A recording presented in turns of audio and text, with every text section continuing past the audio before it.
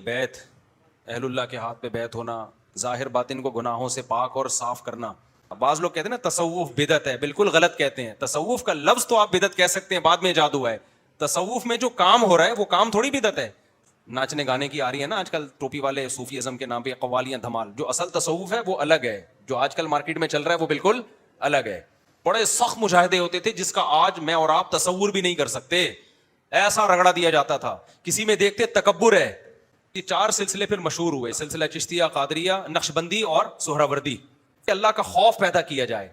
سعودیہ میں بھی اب انہوں نے تصوف کو ختم کر دیا کیونکہ اس میں 2 نمبریاں بہت زیادہ ہو گئی تھی. وہاں اگر یہ 2 نمبریاں چلتی رہتی وہ تو نبی کی قبر کو کیا بنا لیتے. وہاں تو کہ پوری دنیا میں جائیں گے آپ کو ان سلسلوں کے بزرگ آج بھی ملیں گے. جو آپ سندھ میں دیکھو، پنجاب میں دیکھو، یہ تصوف ہی کے سلسلے تھے جو بگڑ کے پیر پرستی پہ گئے ہیں. ہندوستان میں بہت زیادہ بدعتیں تصوف میں آ گئی تھیں. مولانا اشرف علی تھانوی رحمۃ اللہ نے اس کے خلاف بہت زبردست کام کیا، بہت زیادہ کام کیا. انہوں نے تصوف سے ساری بدعتوں کو نکالا ہے. نماز تک نہیں پڑھ رہے ہوتے. تو اب یہ گدی چل رہی ہے، گدی نہیں ہوتی جیسے گاؤں دیہاتوں میں پیر صاحب کی گدی ہے، گدی پہ فلاں کے بیٹھ گیا. تو گدی پہ دیکھو بیٹھا کون ہوتا ہے؟ سگریٹ پی رہا ہے، پان کھا رہا ہے، خواتین بے پردہ صبح شام آ کے بیٹھ رہی ہیں. بس جی گدی ہے جی، پیر صاحب کیا ہیں، بہت پہنچے ہوئے ہیں. تو یہ تصوف جو ہے نا، جو سچی مچی والا تصوف ہے، یہ بہت ضروری ہے. بیت اہل اللہ کے ہاتھ پہ بیت ہونا، یہ نبی صلی اللہ علیہ وسلم سے ثابت ہے. ظاہر باطن کو گناہوں سے پاک اور صاف کرنا. تو نبی صلی اللہ علیہ وسلم کے بعد یہ بیت کا سلسلہ، خلافت والی بیت تو چلتی رہی، لیکن جو روحانیت پر اور تزکیہ نفس کے لیے جو بیت تھی یہ ختم کر دی گئی. وجہ اس کی یہ تھی کہ اس میں ڈر یہ تھا کہ کوئی ایسا نہ ہو لوگوں سے بیت لے کر دوسرا خلیفہ خلافت کا اعلان کر دے، کیونکہ دونوں کا طریقہ تو سیم ہی ہے نا. لیکن جب یہ خطرہ ختم ہو گیا کہ بھئی اب خلافت مضبوط ہو گئی ہے اور خلافت پھیل چکی تھی، بہت بڑے علاقے فتح ہو چکے تھے، اب یہ خطرہ ختم ہو گیا، تو بزرگان دین نے دوبارہ اس بیت کے سلسلے کو شروع کیا. اس کو کہا جاتا ہے روحانیت پہ بیت.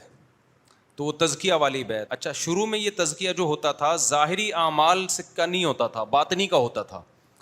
اس لیے کہ اسلامی حکومتیں تھیں، خیر اتنی غالب تھی کہ لوگ زنا سے تو ویسے ہی بچتے تھے، جھوٹ سے، چوری سے، ان برائیوں سے ویسے ہی بچتے تھے، کیونکہ برائیاں آسان تھیں بھی نہیں.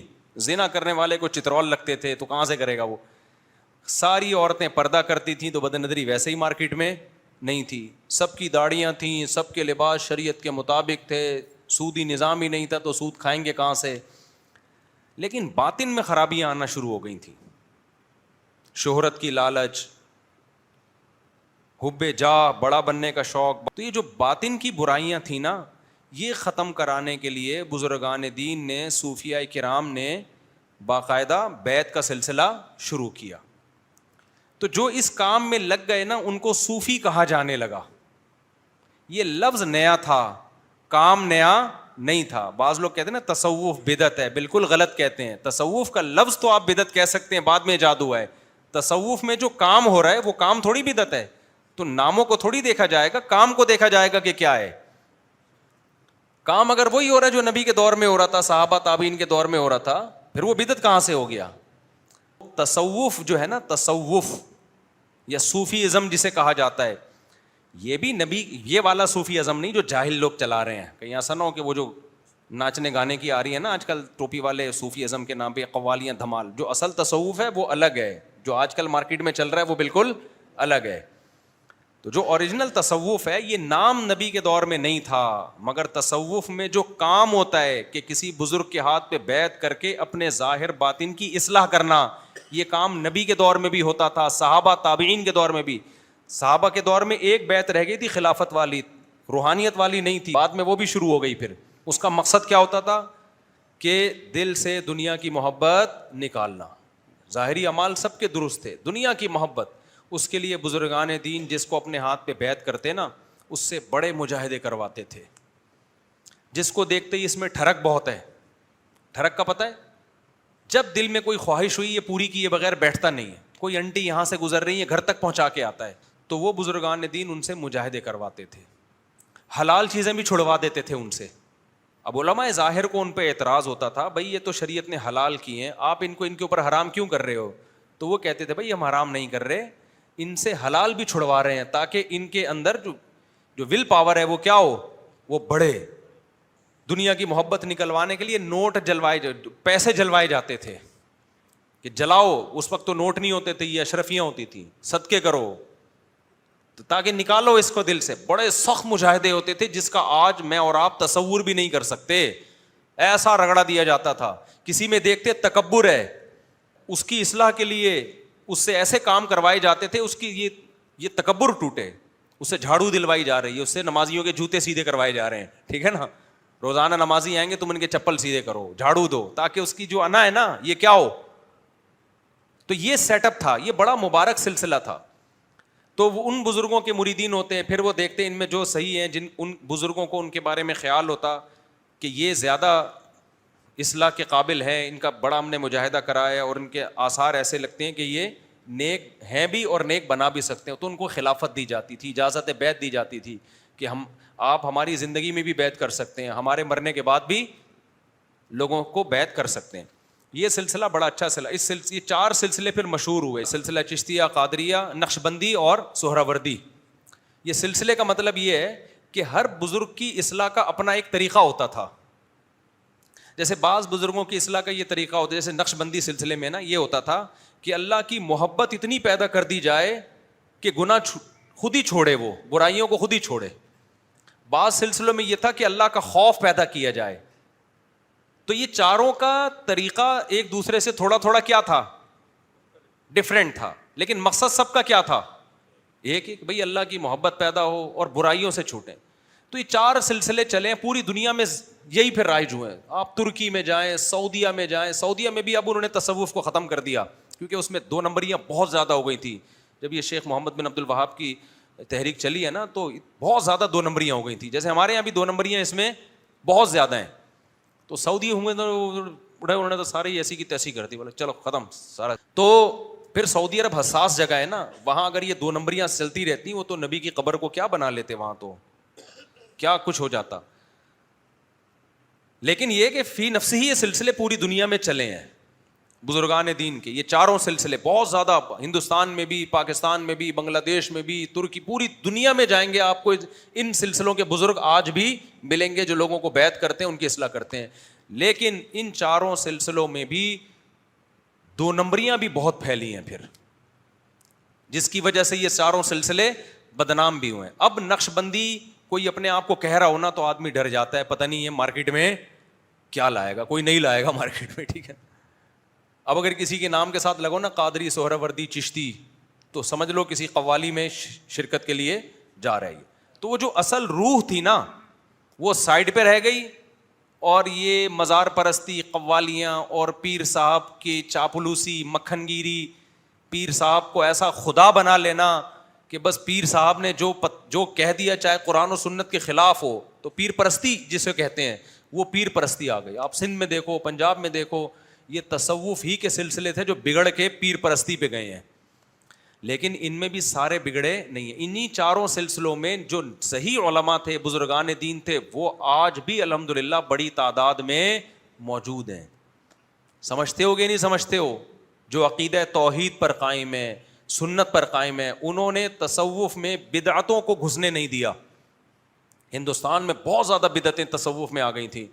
مولانا اشرف علی تھانوی رحمۃ اللہ علیہ نے اس کے خلاف بہت زبردست کام کیا, بہت زیادہ کام کیا. انہوں نے تصوف سے ساری بدعتوں کو نکالا ہے اور انہوں نے اس کی روح کو فوکس کیا.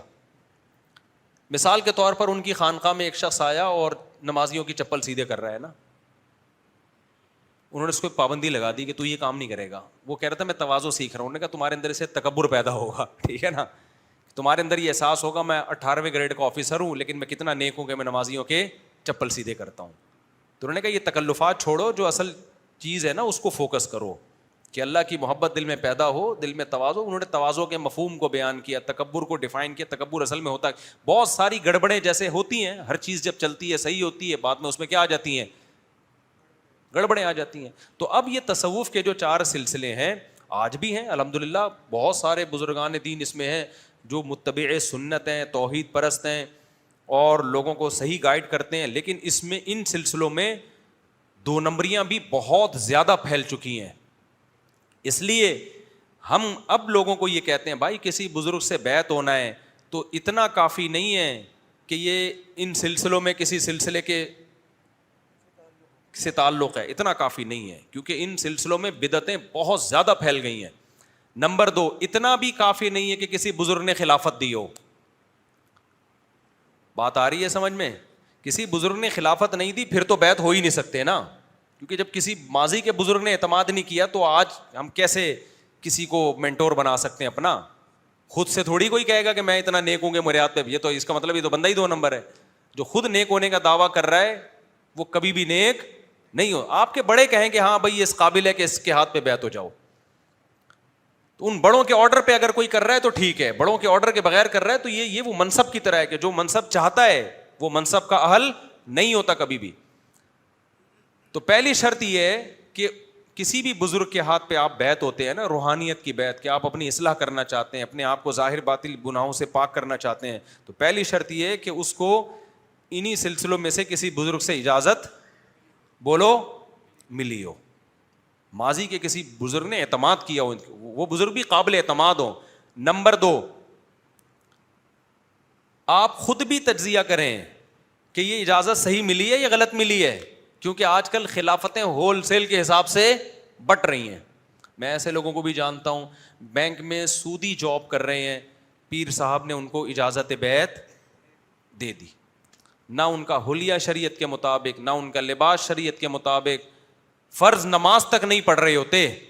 تو اب یہ گدی چل رہی ہے، گدی نہیں ہوتی جیسے گاؤں دیہاتوں میں پیر صاحب کی گدی ہے، گدی پہ فلاں کے بیٹھ گیا، تو گدی پہ دیکھو بیٹھا کون ہوتا ہے؟ سگریٹ پی رہا ہے، پان کھا رہا ہے، خواتین بے پردہ صبح شام آ کے بیٹھ رہی ہیں، بس جی گدی ہے جی، پیر صاحب کیا ہیں بہت پہنچے ہوئے ہیں. تو یہ وہ تصوف نہیں ہے جو مشائخ اور بزرگان دین نے شروع کیا تھا. سمجھ میں آ رہی ہے بات؟ یہ وہ والا تصوف نہیں ہے. تصوف کا مطلب یہ ہے کہ ظاہر باطن شریعت کے مطابق کر لو بس. تو جس سے بیعت ہونا چاہتے ہو پہلے اس کے اندر وہ علامتیں نظر آئیں کہ یہ خود بھی شریعت کا پابند ہے یا نہیں. نمبر 2، ان کو جن بزرگوں سے اجازت ملی ہے وہ خود بھی قابل اعتماد ہیں یا نہیں ہے. ایسا تو نہیں کسی بدعتی سے اجازت ملی ہو. گدی نشین جو چل رہے ہوتے ہیں جاہل لوگ، قوالیاں یا قبروں پہ سردے ہو رہے ہیں، ایسے بزرگوں کو میں جانتا ہوں آج کل ایک ٹائم کی نماز نہیں پڑھتے، وہ کرامتوں کے قصے صبح شام بیان کرتے رہتے ہیں بیٹھ کے. نہ بھائی، اصل کیا ہے؟ قرآن اور سنت، قرآن و سنت کو فالو کرے. تو اگر کوئی ایسا شیخ ملے جو قرآن و سنت کو فالو کرتا ہو، اس کو باقاعدہ اجازت بھی ملی ہوئی ہو، اس کی محفلوں میں بیٹھ کے آپ کو لگے کہ یہ قرآن و سنت کو فالو کرتے ہیں، بدعتی نہیں ہے، تو خوب سمجھ لیں اس زمانے میں بھی بیعت ہونا کسی بزرگ سے یہ بہت فائدہ ہے. وہ کام جو آپ 20 سال میں کرتے نا، کسی بزرگ کی رہنمائی میں کسی اللہ والے سے اصلاحی تعلق قائم کرو گے تو جو کام 20-25 سال میں ہونا تھا وہ آپ کا 2-3 سال میں ہو جائے گا. اس کے بڑے فائدے ہوتے ہیں انسان کو. میں اگر حضرت مفتی رشید احمد صاحب رحمۃ اللہ علیہ سے بیعت نہ ہوتا، میں کوئی ابھی بھی بہت نیک نہیں ہوں، بہت کیا نیک ہی نہیں ہوں، ہر آدمی کو اپنی برائیاں پتہ ہوتی ہیں، لیکن جو ٹوٹا پھوٹا ہوں نا میں، یہ مفتی رشید احمد صاحب کی وجہ سے ہوں. میں اگر بیعت نہ ہوتا اور میں صرف دین کا علم حاصل کرتا، میں جو فتنہ پھیلاتا نا سوسائٹی میں، آپ کی سوچ ہے وہ، کیونکہ مجھے جس طرح سے آتا ہے نا فتنہ پھیلانا، جو یعنی جو اللہ نے مجھے ٹوٹا پھوٹا ایک دماغ دیا ہے، وہ آپ کی میں ایسا بہترین فرقہ بناتا، میں کہتا میں فرقے سارے ختم کر رہا ہوں اور خاندانی قسم کا فرقہ مارکیٹ میں لے کر آتا میں، جو کہ آج کل ہو رہا ہے نا. ہر آدمی نیا اٹھتا ہے فرقے ختم کر رہا ہوں. کیسے ختم کر رہا ہوں؟ نیا فرقہ مارکیٹ میں کوئی نئی چیز لا رہا ہوتا ہے. علم کے ساتھ اگر اصلاح نہ ہونا انسان کی، یہ علم تباہی ہے، یہ برباد کر دیتا ہے. مرزا غلام احمد قادیانی کوئی جاہل تھوڑی تھا، بڑا عالم تھا، خدا کا خوف نہیں تھا تو بیڑا غرق کر کے گیا نا، نبوت کی بنیاد رکھ کے گیا. آج کل سنا ہے 2-4 دن پہلے کسی نے امام مہدی کا دعویٰ کر دیا، کوئی مہدی بن رہا ہے، کوئی نبی کا دعویٰ کر رہا ہے، کوئی نیا مفتی بن کے آ رہا ہے مارکیٹ میں. تو ہمیں تو سب سے پہلے سکھایا گیا تواضع. کیا سکھایا گیا؟ ہم نہیں بنے، میں نہیں کہہ رہا کہ ہم کوئی متواضع ہیں، ہماری برائیاں ہمیں پتہ ہیں، اللہ کو بھی پتہ ہے، اللہ کو تو ہم سے بھی زیادہ پتہ ہوں گی. لیکن جو ٹوٹی پھوٹی اگر اللہ مجھ سے کوئی خیر کا کام لے رہا ہے تو اس کی وجہ کیا ہے؟ ہم 18 سال کی عمر میں ایک بزرگ کے ہاتھ پہ جا کے بیعت ہو گئے، ایسے ہی نہیں جلد بازی میں، بلکہ پہلے ہم نے ان بزرگ کی کتابیں پڑھی، ان کی عملی زندگی دیکھی، دیکھا کہ خود شریعت کو کتنا فالو کرتے ہیں، ان کے بیانات میں گئے تو غالب گمان ہو گیا کہ بھائی یہ واقعی کیا ہیں؟ اللہ والے ہیں. انہوں نے 20 سال بخاری پڑھائی، مدرسے میں تو پتا چلا بھائی ان کے پاس علم بھی ہے, بڑی بڑی کتابیں پڑھائی ہیں مدارس میں, کئی سال فتوے کا کام کیا, ریسرچ بھی ہے, اور اللہ والے بھی ہیں. دنیا کی محبت ان کے پاس بیٹھ کے بہشتی زیور میں حضرت مولانا شریف تھانوی نے لکھا ہے نا, کسی شیخ و مرشد کی صحیح علامت کیا ہے کہ اس کے پاس بیٹھ کے دنیا کی محبت ختم ہو. اگر وہاں بیٹھ کے گاڑیوں کی اور دنیا کی محبت لے کے جاتے ہو تو اس کا مطلب یہ خود ہی بزرگ نہیں ہے. ٹھیک ہے نا, محبت کیا ہونی چاہیے, ختم. یہ پہلی علامت ہے, اور بھی بہت ساری چیزیں ہیں.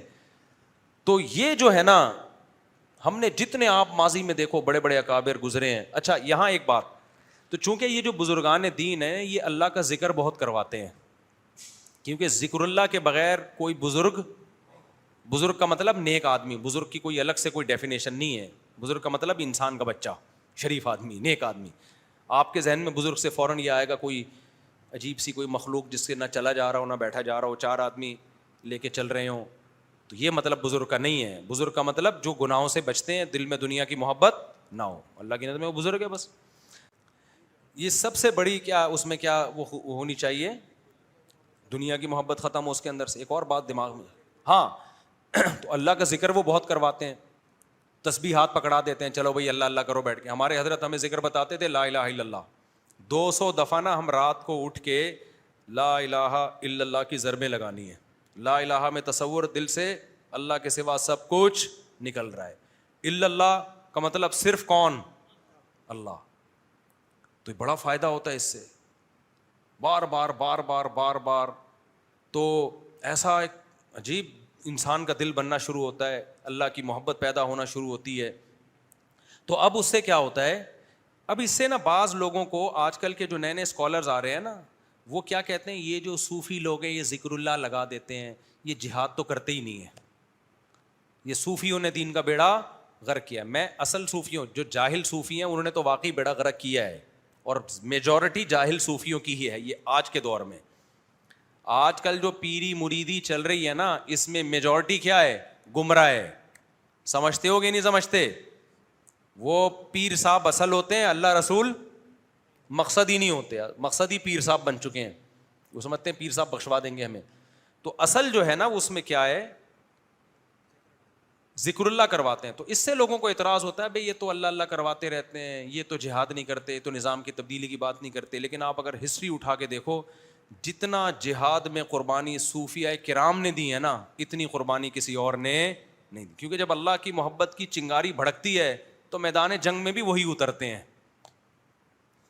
آپ ماضی اٹھا کے دیکھ لیں نا, جہادی تاریخیں آج دیکھ لو, فلسطین میں جو لڑ رہے ہیں نا, میجورٹی صوفی ازم سے ان کا تعلق ہے. جو فلسطین میں لڑ رہے ہیں نا یہودی کے خلاف, ان میں میجورٹی تصوف کو مانتی ہے. سمجھ میں آ رہی ہے بات؟ اور ان کے بڑے بڑے کمانڈر کسی نہ کسی بزرگ سے بیعت ہیں, کیونکہ اس کے بغیر وہ موٹیویشن نہیں ملتی. جہاد کی باتیں کرنا آسان ہے, خدا کی قسم میدان جنگ میں لڑنا بڑا مشکل کام ہے. وہ بیٹھے ہوئے ہیں ہمارے بچپن کے دوست ناصر بھائی, لڑ چکے ہیں نا, ٹھیک ہے نا, یہ بھی ان کا بھی میدان جنگ کا تجربہ ہے ماشاءاللہ. ان کو پتہ ہے ماضی میں نا جب رشیا کا جہاد ہو رہا تھا, تو یہ ویڈیو نہ لے کر آؤ, پولیس پکڑ کے لے جائے گی بھائی. تو یہ ہمارے پرانے دوست ہیں, یہ بھی جا چکے ہیں. باتیں کرنا بہت آسان, میدان جنگ میں جب تک اللہ کی عشق کی چنگاریاں, محبت کی چنگاریاں نہ بھڑک رہی ہو نا, کوئی میدان میں ٹک نہیں سکتا.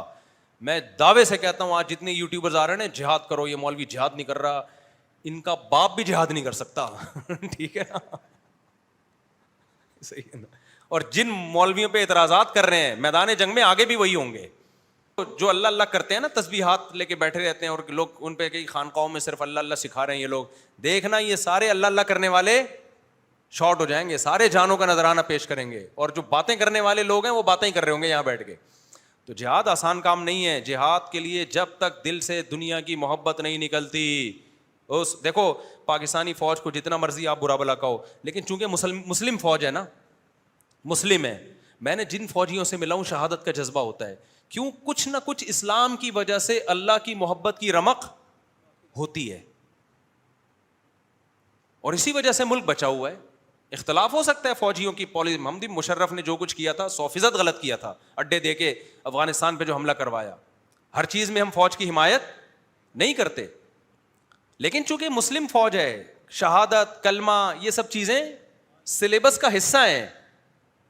लिहाजा जो हमारे फौजी जिनको निशान हैदर मिला, आप जरा इनकी हिस्ट्री देखो, आपको ये गैर मुस्लिम फौजियों में ऐसे जंगजू नहीं मिलेंगे। आपको मिलेंगे तो बहुत कम रेशो होगा। वो कारगिल पे जिसको निशान हैदर मिला था, वो मेजर को इंडियन आर्मी ने उसकी तारीफ की थी, यार ये तो बहुत बहादुरी से लड़ा है, क्योंकि शहादत का जज्बा होता है ना यार।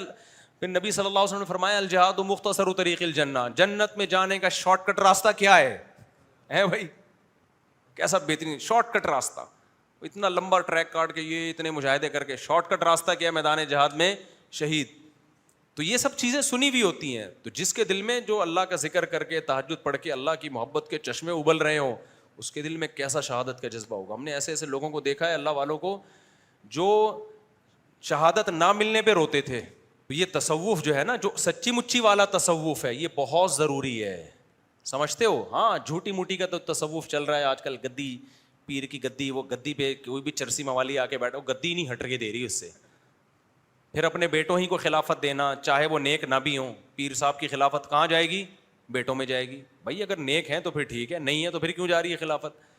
तो हमने देखा इस ज़माने में अच्छा, फिर मिचोर लोगों को खिलाफत मिलती है। 18 साल की उम्र में एक बच्चे को खिलाफत मिल गई। मैंने कहा बेटा अभी तो तुम्हारी उम्र क्या है, पता नहीं तुम क्या क्या कर रहे होगे, अल्लाह महफूज रखे सबको, तुम्हें खिलाफत मिल गई, तुम तो बिगड़ जाओगे। इस उम्र में तुम्हें कोई अपना गद्दी नशीन बना दे तो इतने से बच्चा मिचोर थोड़ी होता है। जब लोग उसके हाथ पे आके बैत होंगे तो वो सुधरेगा या बिगड़ेगा? वो तो बिगड़ना शुरू हो जाएगा। तो कोई मयार ही नहीं रहा है, ऐसे ही खिलाफतें बट रही हैं। जिसने पीर साहब की शान में ज़्यादा अच्छी शायरी कर दी, ले भाई तुझे भी खलीफा बना दिया। तो ऐसा नहीं है। लेकिन अगर जो सही प्रोसेस हो ना, तो ये बहुत बेहतरीन रास्ता है इस्लाह का, इससे बहुत ज़्यादा फ़ायदा होता है। तो पीर के बारे में ये तसव्वुर रखना कि ये इसको हर वक्त हमारी हर चीज़ का पता चलता है, ये गलत है। पीर जब किसी को खिलाफत देता है तो पीर का गालिब गुमान ये होता है कि ये नेक है, क़राइन से अंदाज़ा होता है उसको, और उसको अल्लाह ने ख़ास फिरासत भी दी होती है। लेकिन इसमें पीर से गलती का इम्कान होता है, क्योंकि है वो बहरहाल इंसान। लिहाजा किसी को खिलाफत मिली और आपने देखा ये तो कबीरा गुनाह का मुर्तकिब है, तो आप छोड़ दें उससे ताल्लुक़। ये ना देखें इतने बड़े हज़रत जी ने इसको खिलाफत दी, बोले भाई हज़रत जी से गलती हो गई, हमें पता है ये तो बंदा ही 2 नंबर है, ये तो ज़िना करता है, ये तो चोरी करता है। क्योंकि ऐसे होते हैं लोग, पीर को बेवकूफ़ बना दिया, पीर समझे बहुत नेक है। तो इंसान है ना पीर भी, लेकिन अक्सर इसमें मिस्टेक, जो सही पीर है अक्सर उनसे मिस्टेक होती नहीं है, लेकिन हो सकती है। तो ये कोई आलिमुल गैब वाला मामला नहीं है। समझते होगे नहीं समझते?